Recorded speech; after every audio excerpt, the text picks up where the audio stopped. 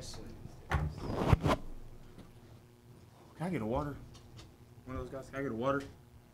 Oh no, who's over there? Nobody? I got you. Thank you. I don't know who it was. Thank you. 2. Pass this back to him. Questions. Hold on, he's asked a question. Feels great, man. Honestly, it does. All the mistakes that we made, all the throws that I missed, the interception. At the end of the day, we came in at halftime. We made the adjustments that we needed to make, and we won the game. So that's all that matters at the end of the day. We're 2-0 now. That was a very good opponent that we faced. They were very well coached, very disciplined. They played a hell of a game as well. It was a low-scoring game. I thought it was going to be high-scoring. So defenses, both sides, man, played really well. But our defense, man, I'm really proud of them and how they played. It was a hell of an effort on their part, and without them, we would not win this game. I need to clean up the little things. We hit a couple of those shots early in the game. This is a different ball game, but we didn't hit those. At the end of the day, we made up for it. Manny, second straight week with the defense. Come on, bro. Come sit right here. What you doing? Say it again. Sorry. Go ahead. Manny, it took you a while to get going, as you mentioned, to connect on those deep shots. Did you feel it would only take 1 or 2, like on that 2-play drive, to open up things for you guys? All it takes is for one of those to hit. All it takes is for you to get a touchdown, for you to get a little bit of momentum. We ended up getting some momentum there late in the game. The third down call, I think it was like 3rd and 10 or something like that. We knew they were going to play man. So we knew that if we lined up Eno in the boundary and we had 3-by-1 to the field, that linebacker was going to have to run with him and go through all those guys. So we made the perfect play call. Coach License called the perfect play. Rub for Eno. We put him in the flats, and that was the difference there at the end of the game, was that big long run or catch by Eno. Seemed like the first few minutes of the fourth quarter, you could really see the heat starting to take a toll on them, and you guys sort of taking command both sides of the ball. Yeah. Did it feel that way on the field? So our game plan, it was kind of similar to last week. We knew it was going to be hot, and we knew they're not in as hot of a situation as we are here. So our goal was to, and we weren't really that successful, honestly, but to go sideline to sideline those first 2 quarters. And then the third and fourth quarter, we wanted to get downhill because at the end of the half, the thing that they pulled, I know everybody was booing them and everything, but them taking the knee, waiting, then calling a timeout, that was their coach making a smart situation call to give his guys some more rest time, because the halftime is not that long, and you could tell they needed it. So it was a pro and a con for them because it told us that they're tired. So that second half, we knew we wanted to get downfield, and we started hitting some bigger shots down the field, and then it paid off. And you talked about like last week too, even touching on offense picking defense up, defense picking offense up. When they got that interception, the tip in the end zone, what was your mindset coming back on the field? Got to go get points. Anytime defense gets a takeaway, we got to do our job and go get 7.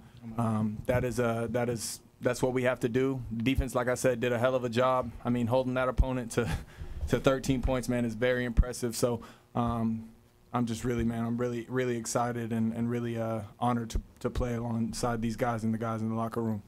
Brandon, for you, that key moment and just throughout the game and your scoring ability, what was it like being in that pressure situation to score the game-winning field goal? I didn't actually feel that much pressure, honestly. All the guys came up to me, told me, came up and said, "I love you no matter what." And I honestly, I usually get nervous sometimes. I feel like my legs shaking, but nothing in this time. That was it? Yeah, it was pretty easy, honestly. You really believe in this? I don't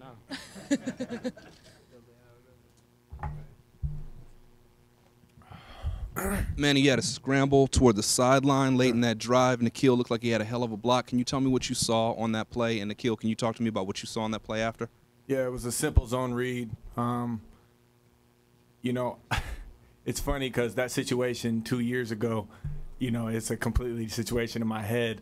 But, playing this game so much and being around on the field and talking with Coach Edwards so much, I knew the situation. The end crashed. We called base, which means that the guys on the outside are going to block. Pulled his own read because the DN came downfield, got upfield, and did my best to just slide, close to the sideline so the clock continues to run. That was that's coaching. That's situational football, and the coaches, coaching us to do that type of stuff. So it was a great play call, and we just went out there and executed the X's and O's part. This is a question for all of you guys. One had to. Okay, I didn't really see too much on that play. You know, I just knew it was a big point in the game, and you know, it was really just the effort play. I knew I had to maintain my block, and I did my best to do that. Thank you. This is a question for everybody. This is the second straight year that you guys have had a big blackout game. There's been a lot of hype going into it against a ranked opponent coming into your house. This is obviously an out-of-conference game, so it's somebody that you didn't know as well as last year with Washington. Still a big game. It was a defensive game. It was not the typical high-scoring affair that you guys are used to. What was the preparation like going into this game compared to your other games in conference, and how do you guys feel you played to your expectations? Same. We prepared the same as we would for any other opponent. But like we just talked about in the locker room, we can't be too riled up about this because, honestly, we expect it. You know what I mean? We practice so hard. We put so much time in the off season for games like this, for games to be won in the fourth quarter. That comes down to Coach Joe and what we do in our strength and conditioning program. So that's just a testament, man. Our will and our want to win, you guys could see it. And we expected to win. And when the adversity struck, we ain't back down from it. We came back out there and did what we had to do to win this football game. This is a question for Manny or Nikhil. Coach Edwards talked last week about the need to sustain more drives in order to have success moving forward. Obviously, all that matters is you guys won the game tonight, but not a lot of long drives, being able to wear them out. What do you have to work on to improve in that aspect moving forward? Staying disciplined, the things that we're coached to do. You know, there's a couple situations where me and a couple of the receivers, we weren't on the same page, and that is unheard of, and because we work too hard to miscommunicate on the field in some situations. So we'll get it cleaned up. At the end of the day, we won the football game, so you know you don't see that on the stat line. You don't see a missed call or anything. You see a W. So I'm not worried about it. We'll correct the little things and on to San Diego State now. This question's for Manny and Nikhil. So last week, Coach Edwards was actually talking about more people contributing to the offense, and obviously not a high-scoring game, but there were a lot more guys making drives. It was more spread out. So how were you guys able to do that? You know, that's something I've been stressing since the preseason. You know, I feel like if they really want to take me away, if they really want to double me, do whatever they do, we have so many other weapons. And, you know, we had so many guys step up tonight and make plays, and it ended up being key at the end of the game. Thank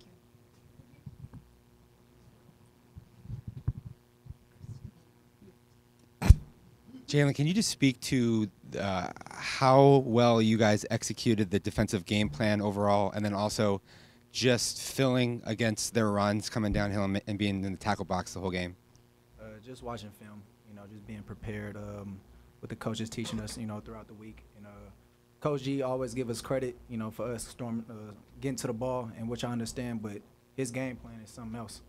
You know, just the way he just, I don't even know how to say it, like the platform of it, you know, throughout these 2 weeks that he done for us is like, it's crazy. So just, like I said, just us as a defense going in, watching film, you know, watching more film and asking questions.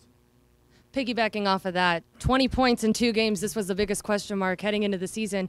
This defense is showing up. What do you guys have to say for that? Well, offense guy or defense guy talk about it? You talk about it, bro.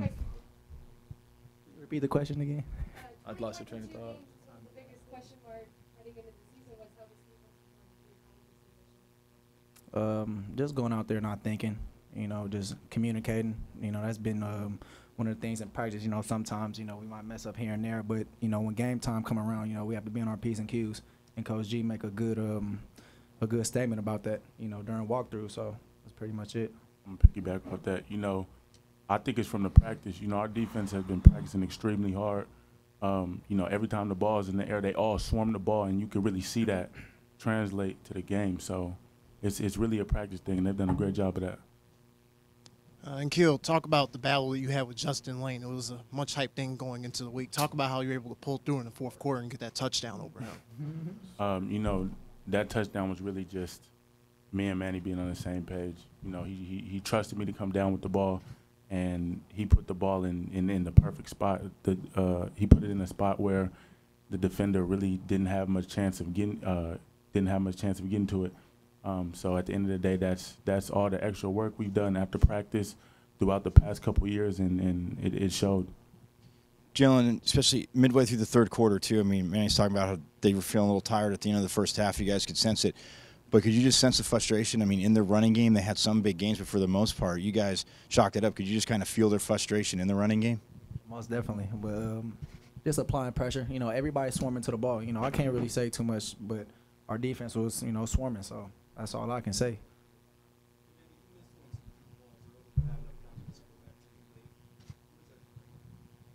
My mindset is I can make any throw on the field. Coach Likens, Coach Edwards, they reassure me the confidence they have in me to lead this football team and touch the football every single time we're on offense. So, you know, I went to T-Chad, I went to Frank, I went to Keel. You know, the stutter, I overthrew him probably by this much. The post that Frank had in the back of the end zone, it was maybe less than a yard. So, you know, those are things that I personally, I'm very disappointed. I don't think I played nearly as good as I could have played tonight. But that's just because I'm hard on myself, and I expect to do great things because I worked too hard to get to where I am today. Two more, Jeff, and then press up. When you guys came out with 4 wide receivers there at the beginning of the second half, 2 plays they had to call a timeout. What did you make of the fact that they had you know, you guys forced them to make that early timeout? They didn't have it at the end of the game then. I mean, I don't want to disrespect their coaches or anything, but I just don't think they were prepared for it. They weren't prepared to see quads into the field because we hadn't done that. That's something that we knew. We had a simple play called, but in their heads they're like, oh my goodness, you know, I don't know what's about to happen, so we got to call a timeout because, you know, our defense isn't set up to stop any deep pass threat or anything. The 10 personnel looks were a lot more productive than your other formations in the or personnel groupings in that second half. Yeah. Was that something that you just talked about with how that exactly worked? Yeah, I mean, what they were doing was they were playing a lot of cover 4 when we went in those 2x2 split wide, and when we put him in the slot, they really were trying to focus on him, the outside cornerback. It was almost that he was trying to overlap if he ran an inside fade, which is why we did that, and we ran a hitch on the outside. It's a simple smash concept, just a different way to look at it.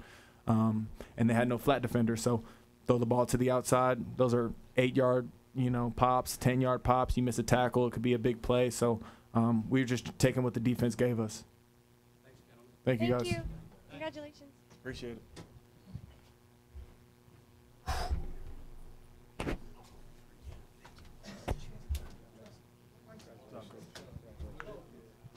It's not working?